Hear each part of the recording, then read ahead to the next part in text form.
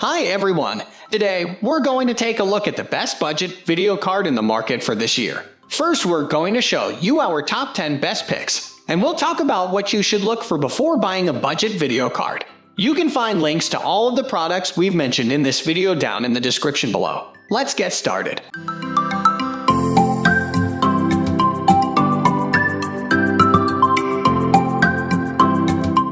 At the first position of our list, we have Nvidia RTX 3080 Ti. For as powerful as the RTX 3080 Ti is, especially given its upgrade to 12GB GDDR6 XVRAM as opposed to the original model's 10GB, that boost in power comes at a steep price of an additional $500 above the stock RTX 3080, pricing it comparatively closer to the RTX 3090's $1,499 MSRP for over double the available memory. Price aside, however, there's little debate that the RTX 3080 Ti is a formidable GPU for high-end 4K gaming, as the benchmarks can indicate. We're essentially seeing a noticeable improvement on the stock RTX 3080, but that power difference comes into its own when looking at games such as Cyberpunk 2077, which, at the time of writing, cannot yet hit native 4K 60 on anything right now. Make no mistake, you are getting an incredibly capable and future-proof GPU that's going to be able to burn through the vast majority of demanding games in 1404 type and 4K with no compromises for many years to come.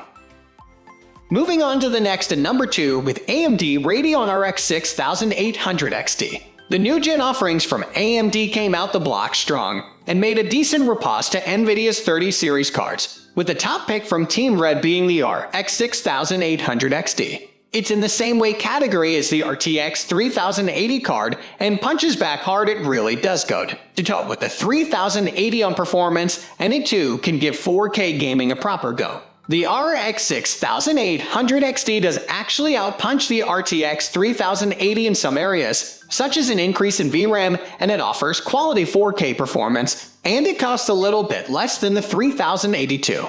It's a very tempting package, though it still falls short of its RTX rival due to the latter offering DLSS, excellent ray tracing performance, and slightly better 4K numbers. Worthy of attention and consideration for all high-end gaming PC builds. Hands down, this has really thrown the red cat among the green pigeons in the graphics card market now. The number 3 position is held by Nvidia RTX 3060 Ti. The RTX 3060 Ti offers performance that was previously thought impossible from an entry-level graphics card only 3 years ago. The benchmarks don't lie. This video card runs circles around the RTX 2080 Super, the previous high-end GPU, to beat while costing half as much. It really is that simple. Now, 4K is really going to be the RTX 3060's strong suit. While achieving UHD visuals is possible, it's geared more towards higher frame rates in 1404 type and steamrolling through full HD games pushed to their absolute limit. Again, that's not to say that the GPU can't benefit from Ultra HD, especially with the benefits of DLSS. But it's not a card built with this resolution in mind. If you can find the RTX 3060 Ti for a fair price online, then it's going to be ideal for the vast majority of PC gamers. If you can put aside a consistent 4K average in favor of more general gaming performance in lower resolutions, that is a. Next at number 4 we have AMD Radeon RX6700 XT. With a dramatic, pro-wrestling-style last-second price cut just days before launch, AMD managed to slightly undercut Nvidia's new Super launch. By shaving $50 off the price tag, AMD can now confidently claim their card outperforms the RTX 2060 Super but retails for the same price. Of course, what that kind of marketing jargon leaves out is that the RX 5700 XT lacks the RTX card's ray tracing and tensor cores. It's thus less well-suited for games that employ ray tracing or DLSS. Though, in terms of pure horsepower, it jumps ahead of the 2060 Super by around 5–10%.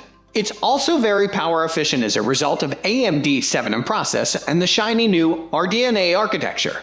The RX 5700 XT also supports AMD Radeon image sharpening, which AMD claims will sharpen graphics with almost no performance impact in games that support it.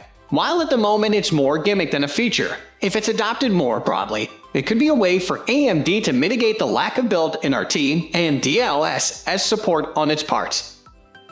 The number 5 position is held by Nvidia RTX 2080 Super. While the RTX 2080 Super is still an expensive proposition at its current price, it does work out cheaper than the Ti model, which it outperforms by 5–10%. While the step-up version, the 2080 Ti, remains more powerful, the additional $400–500 isn't worth it for a relatively marginal increase in computing power between 10 and 30%, especially considering the relatively limited use cases for ray tracing that exist at the moment. While we're seeing more ray trace games out in the wild now like Wolfenstein, Youngblood, Call of Duty, Modern Warfare 2019, and Control, the current pool of games with DXR or Vulkan RT support remains relatively shallow. The RTX 2080 Super doesn't have any flashy new tricks up its sleeve. Instead, it feels like a mid-generation refresh, obviously targeted at taking the wind out of AMD sales around the launch of Red Team's RX 5000 series.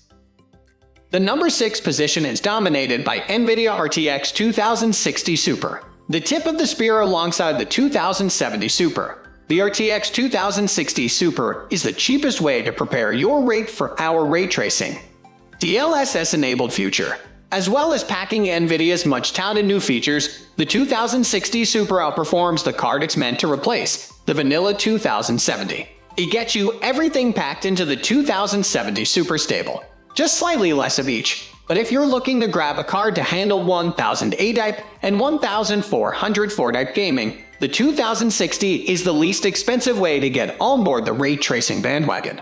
If you've already got a card in the GTX 1070 range, the jump to the 2060 Super might seem premature, especially around launch when they'll be hovering near full price. But if you're looking to step up from a 970 or lower card, the 2060 Super is your best bet for great performance that will, to some extent, future-proof your setup for the inevitable proliferation of DXR and Vulkan RT.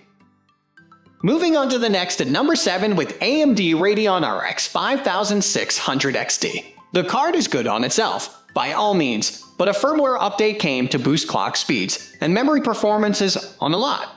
But not all 5600 XT cards, that is which really made the difference, particularly in the face of Nvidia's 2060 having a price cut, because not all the 5600 XT cards got this bump.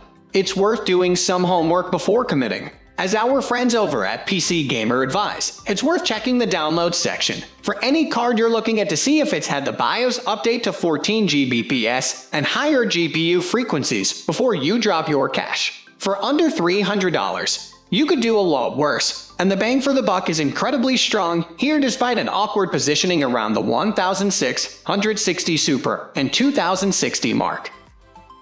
The number 8 position is held by AMD Radeon RX 588. If you have yet to make the leap to a 4K display, spending a tremendous amount of money on an overpowered GPU may seem like an act of excessive decadence, while you're saving cash for a new 4K monitor/panel. The $200 to $580 shaves off the price of the next tier of cards is very significant. An AMD budget option can easily cope with the tail of the 1000 A-type era. For the budget-conscious and anyone looking to ensure your PC is keeping pace with current generation consoles, the 580 is a great solution, and its 8 GB of GDDR5 is generous in comparison to Nvidia's similarly priced 1060 line overhead that will be greatly appreciated as rendering demands continue to escalate.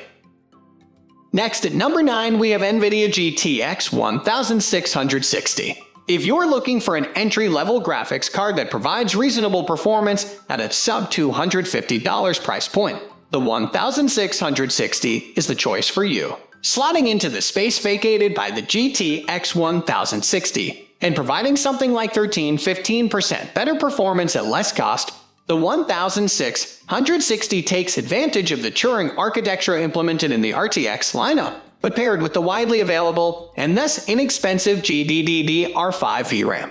The 1660 is clearly Nvidia's play to get into the golden market below $250 where, according to Steam hardware survey results, the vast majority of PC gamers shop.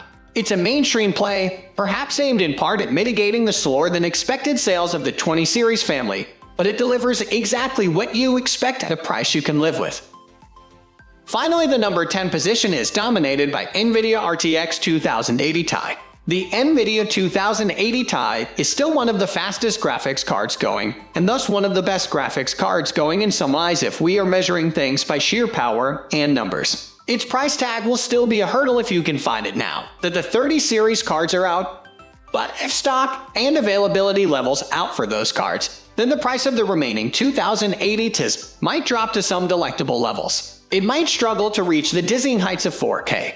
But if you want to run games on as high settings as possible, and with ray tracing, then this is certainly a card still worth of your attention. However, and with little surprise, it's seriously hard to recommend hard to friends or readers given you can build quite a competent gaming PC that'll give you years of enjoyment for the cost of this one component if the prices stay the same. If you have literally no budget problems or concerns or catch one at a reasonable price, then this is it. Otherwise, go for something that's about